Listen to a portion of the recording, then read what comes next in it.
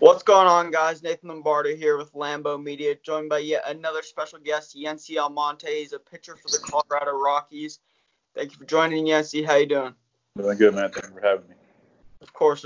Thank you for joining. So, first and foremost, you were really up and down, rotating from AAA to the majors and back and forth for some time before last season. How are you consistently staying mentally prepared for whatever the changes had to make? I mean, for me, it was easy. Like you said, I did it in 2018, and I feel like you just have to kill yourself in your mind that you're going to be ready no matter what, whether it's being in the big leagues or being in AAA.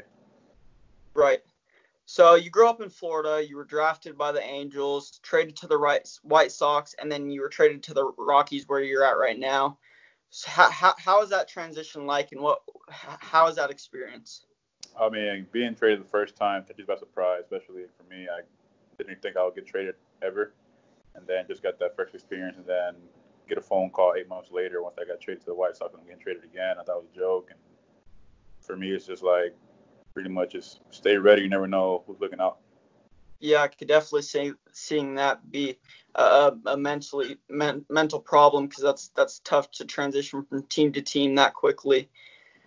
So you were injured multiple times in the 2018 to 2019 seasons. How did you stay positive through those tough times in your career? You just got to be pretty much just mentally strong. You can't tell yourself that you keep getting hurt, you're just going to quit and hang them up. I feel like for me, it was just like a little stepping stone telling me just keep learning about my body and learning little things to stay healthy. Right. So how are you staying both mentally and physically prepared throughout this disastrous COVID-19 situation? I mean, I still go out, throw for like an hour and a half, run, throw with some of the guys from the Rockies, like Herman Marquez and Jairo Diaz. We get in, we got Elias Diaz, who we got from the Pirates, catching bullpens for us like today, threw a bullpen off the mound today. So for us, it's just going out, staying away from each other, but just like getting some work in, even though it's limited. Are you throwing every day? You throwing bullpens every day or no? No, I throw every day, pretty much Monday through Friday. I take weekends off, and then I throw a bullpen probably Tuesdays and Thursdays. That's awesome. So you were able to play in the AFL Rising Stars game in 2017. What was that experience like? It was pretty much like a huge All-Star game. It's probably one of the best All-Star games I've been in. Just talent-wise, especially the names that were there, like Monte Harrison, Tuki Toussaint, Ronald Acuna. Yeah, those guys who pretty much are huge in the big leagues right now. I thought that was pretty dope. Yeah, congrats on that selection, and congrats on being able to experience that. That's an awesome accomplishment that you should be extremely proud of. So the season is obviously on pause. What was your main focus for the 2020 season coming out of the pen?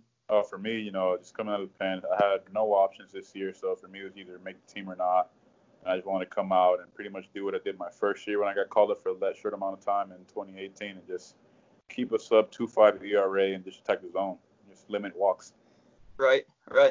So obviously the Rockies pitching last season did not play out how people wanted it to. How did you see the pitching staff as a whole improve over this offseason? I mean, just when I saw in spring training, the guys came in ready to work.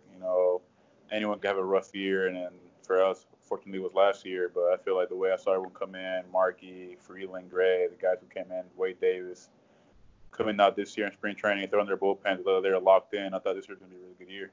Yeah, I was definitely excited to see that pitching staff pitch this year, even from the starting rotation to coming out of the pen where you're at. And to wrap it up, there are talks of possible usage of electronic umps in the future. Being a pitcher, what are your thoughts on this rumor?